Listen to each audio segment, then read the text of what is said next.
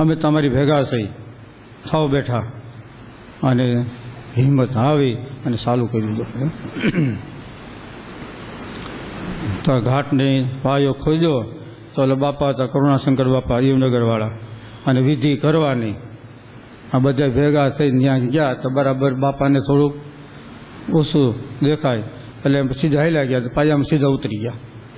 હાથમાં થાળી, પુષ્પ, હાથમાં લોટો, કંકુ અને ફૂલ, આ બધું હતું.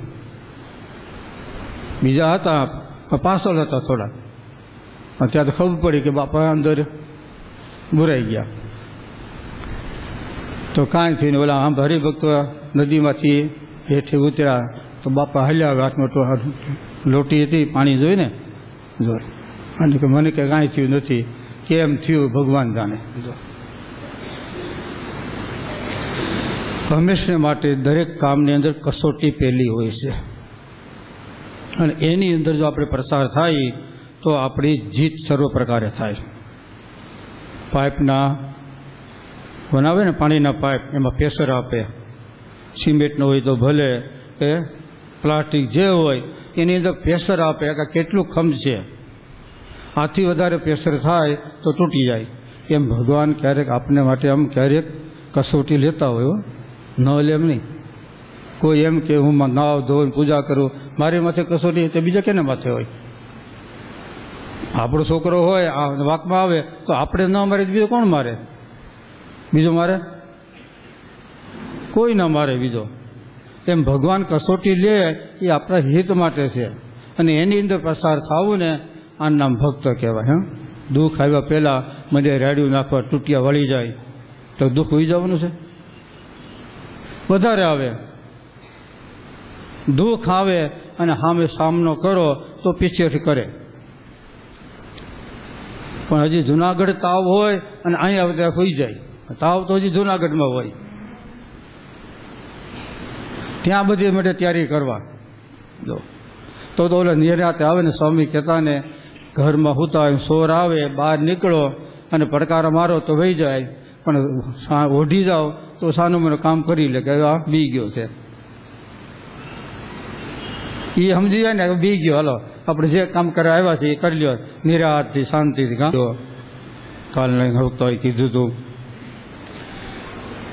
મંદિર એટલે ભગવાનને રહેવાનું એક ધામ છે. ચૈતન્ય મંદિર સમાન રણછોડભાઈએ ઉપમા આપી, ખબર છે ને, સંતો અને હરિભક્તો.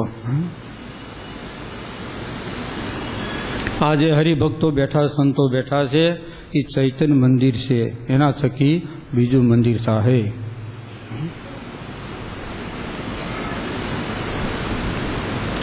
એક થકી બીજાને પણ ઉપદેશ મળે છે. જો એટલે હંમેશને માટે યાદ રાખવાનું, રામ ભગવાન આ પૃથ્વી પર આવ્યા, કેટલા કેટલા કાર્ય કર્યા, શું કર્યા જુઓ. અહીંથી ગયા પછી એની પાછળથી રામાયણ લખાણી છે, એની હયાતીમાં નહીં. અને પોતાની હયાતીની અંદર પોતે મંદિર કરીને મૂર્તિ બંધાવી શક્યા નથી. કેટલા વર્ષ ગયા પછી વાલીઓ લૂંટારો, એમાંથી વાલ્મીકી ઋષિ બન્યા અને એને વાલ્મીકી રામાયણ બનાવી. અને બીજી તુલસી કૃત, તુલસી નામના ભગત થઈ ગયા, એને બનાવી છે, અને હયાતીમાં નહીં. એમ કૃષ્ણ પરમાત્મા એને પણ અહીંથી ધામમાં સીધાવ્યા પછી મહાભારત થયું ને લખાણું પછી, અને શ્રીમદ ભાગવત પણ એ પછી લખાણું છે. અને એની મૂર્તિ કોઈ સ્થપાણી નથી. ભગવાન સ્વામિનારાયણ એની પોતાની હયાતીની અંદર પોતે મંદિર બનાવ્યા અને મૂર્તિ બનાવી અને શાસ્ત્ર બનાવ્યા. ઓવરટેક કરી ગયા ને. હા, આપણે જતા હોય ને અમદાવાદ, જેની ગાડી વધારે મજબૂત હોય એ ઓવરટેક કરી નીકળી જાય. કા કોઈ 100 માથે જતા હોય, કોઈ 120ની ઝડપે જાય, અને કોઈ એથી વધારે હોય સરકારી પ્રાઇવેટ ગાડી લાલ બોર્ડ હોય ને એ તો એક સાલી ઉપર જતી હોય. તારે લાલ બોર્ડ સમજી જવાનું આ કેની ગાડી છે, સરકારી ખાતાની. એમ રામ ભગવાન, કૃષ્ણ ભગવાન અને ભગવાન સ્વામિનારાયણ એની હયાતીની અંદર આ 4 વસ્તુ પોતે બનાવી છે. વડતાલની અંદર પોતે પોતાની હયાતીમાં મૂર્તિ પધરાવી. શિક્ષાપત્રી, વચનામૃત અને ભક્ત ચિંતામણી 100 પ્રકાર ભગવાન સ્વામિનારાયણની હયાતીમાં થયા છે. મંદિર બનાવ્યા, ખબર પડી ને, 6 મંદિર અને દેવ પધરાવ્યા. અને તે પછી હરિભક્તો છે એ સમાન છે. જો ત્યાર પછી આગળ વધતા આપણા ગુરુ મહારાજ એની પહેલી વહેલી જો મંદિર અને તખ્તાની અંદર કોઈ મૂર્તિ પધરાવી હોય તો પહેલાં કલાણાની અંદર 2018ની સાલમાં ત્યાં જૂનું મકાન હતું. એ મકાન ઉધાવ લઈ અને એમાં પદે મંદિર આપ્યું અને એમાં મૂર્તિ પધરાવી 2018ની સાલમાં. અને એ તખતો અત્યારે બહેનોના મંદિરમાં છે. પહેલી વહેલી મૂર્તિ તખ્તાની અંદર જો હોય તો પહેલો એ છે.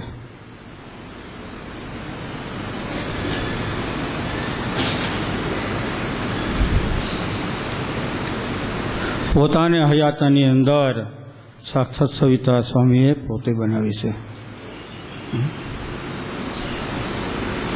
બાકી જો ગ્રંથ થયા અને થવાના છે પાછળથી.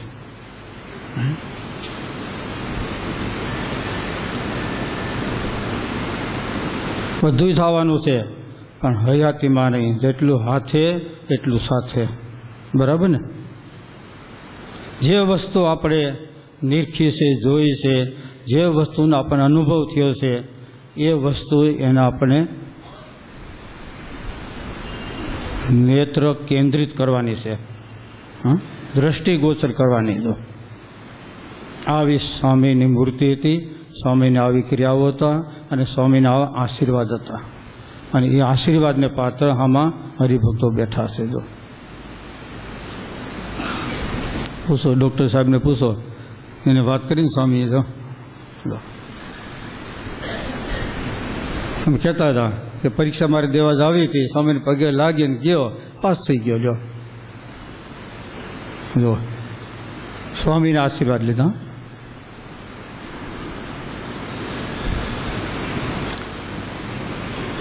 કોઈ માણસને તમે થોડીક હેલ્પ કરો એ કેટલા દી રહે, પણ તમે સદગુણ આપો તો એ આખી જિંદગી રહેવાના છે.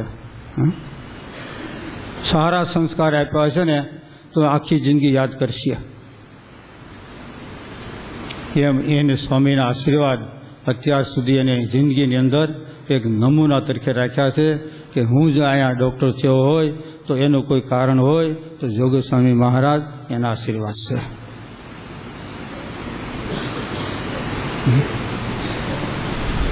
પુરુષ પ્રયત્ન, ભગવાનની કૃપા. પુરુષાર્થ કરો, ભગવાનની કૃપા થવાની છે, થવાની છે, થવાની છે.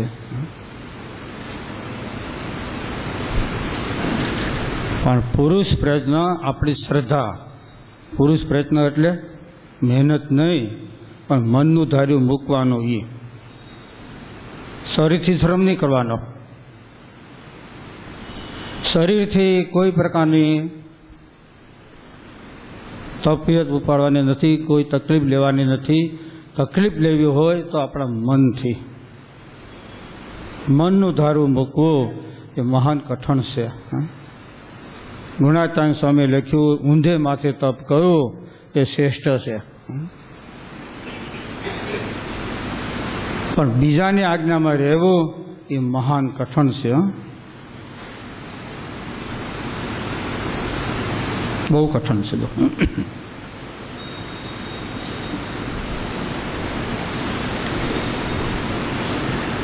સૂનમાંથી સર્જન કર્યું. જોયું ને?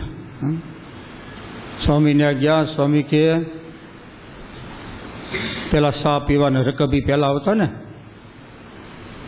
પિત્તળના હતા અને ઓલા એ 2-3 પ્રકારના હતા. એટલે સ્વામી હરિભક્તોને કીધું કે આ જે પ્યાલો છે ને એમાં લોટ લઈ આવવાનો અને રોટલા ઘડવાના, ઓછા થાય તો નહીં લઈ આવવાનો, એટલું રહે તો તમારે લઈ આવવાનું. 1 કિલો ઘઉં દળવાના, બાજરો જે હોય દરરોજને માટે કરો છો. એટલું જો થાય ને તો લઈ આવવાનું, કે આજ અડધી રોટલી ઓછી થઈ, કાપ મુકાણો તો નહીં લઈ આવવાનું. એ પ્રમાણે કર્યું તો હજી એમને હાલે છે. સ્વામીના આશીર્વાદ છે. ધર્મ કાર્યની અંદર વાપરવાથી ધન ખૂટવાનું નથી. જેમ વાપરો એમ વધવાનું છે, પણ થોડીક આપણી મુઠ્ઠી છૂટવી જોઈએ. અને મુઠ્ઠી છૂટી છે તો જ આવો ઉત્સવ થાય ને. અમારી પાસે હું ખિસ્સો કાંઈ નથી, બધું તમારું છે, તમારે પૈસા તગડધાના કરવાના. હા, તો બરાબર ને? પૈસા તમારા છે, તમારે પૈસા અમારે તગડધાના કરવાના. તો પણ સ્વામી કહેતા, સ્વામી કે હરિભગતનું ખિસ્સું આપણું ક્યારે બને? તો એને આપણો પૂરો વિશ્વાસ આવે ને ત્યારે. સ્વામી કહેતા થાણા પીપળી છે આપણું ખિસ્સું. સ્વામી કે જરૂર પડે ને તમે જાઓ, 1 કલાક થાય એટલે થાણા પીપળીના ભક્તો ભેગા થઈ જાય. સ્વામીને બોલો હું સ્વામી આ કામ છે, 1 કલાકની અંદર બધો ફાળો થઈ જાય. સ્વામી કે ઘણી વાર કહેતા ખિસ્સામાં પૈસા રાખવાની જરૂર નથી, પણ આવા હરિભક્તો છે આપણા કરી લ્યો.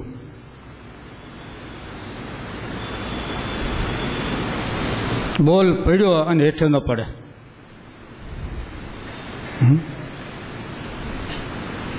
ક્યારે થાય? આપણો એને પૂર્ણ વિશ્વાસ આવે ત્યારે. નકર વાહ જેમ હોય એમ ઘોડી માંડી દઈએ તો એનો કોઈ ભરોસો ન કરે. ખેડૂત લોકો હોય ને, ભલે કવા વાય કે સીધો વાતો, જે વાતો હોય જે તે, પણ આપણી જે એક ધારા હંમેશા માટે એક રહેવાની, બસ. આ સ્વામી બાપાનો સિદ્ધાંત છે. સંસારની અંદર રહ્યા, સત્સંગની અંદર રહ્યા, પણ છતાંય સ્વામીએ પોતાનો જે સિદ્ધાંત છે એમાં ફેર પડવા દીધો નથી. નિયમ, ધર્મ, આજ્ઞા, ઉપાસના એની અંદર જરાય સ્વામીએ ઢીલું મૂક્યું નથી. જો પીછેહટ કરી નથી. રાજવી પુરુષ હોય તો ભલે ગમે હોય ને, જડબા તોડ અને જવાબ સત્ય આપ્યો છે. જો જનની જણતો ભક્ત અસુર કા દાતાર, ન કરે જે વાંદણી મત ગુમાવીશ નૂર. આ ત્રણેય કાર્ય, ત્રણેય ગુણ એ આપણા ગુરુ મહારાજની અંદર પ્રત્યક્ષ દેખાય છે. જો શૂરવીર એટલે ઇન્દ્રિયો અંતકરણ પર કાબુ મેળવવાનો.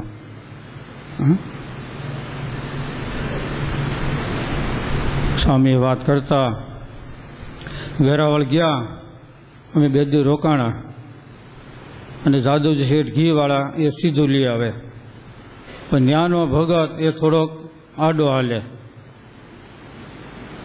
એટલે સ્વામી કે અમારે જવાનું થયું, પછી જે કાંઈ સીધું બીજું હતું અને શેઠને કીધું, શેઠ કે અહીં મૂકી જાઓ, ભલે મંદિરમાં રહ્યો. પણ બોલ્યો સ્વામી કે થોડું શેઠનું ઘા હતું, બોલ્યો ને સ્વામી કે એક ઝાપડ મારીને હેઠો રાખી દીધો ફળિયામાં. સ્વામી કે શેઠનું ઘા હતું, બોલ્યો આવા નિર્દોષ માણસ છે એનો. સ્વામી કે એક જ નાખ્યો, ઉછરીને કોરે હતો ને 3 ગોથા ખાઈ ગયો. પછી સ્વામી કે 4 કલાક સુધી હાથ બેડ્યો. ફેર સર્જે ને કા સૂર્યતા વાપરી કેને માટે? ભક્તને માટે. ઇન્દ્રિયો અંતઃકરણ એને જે કાબુમાં રાખવા, આ સૂર્યતા કહેવાય.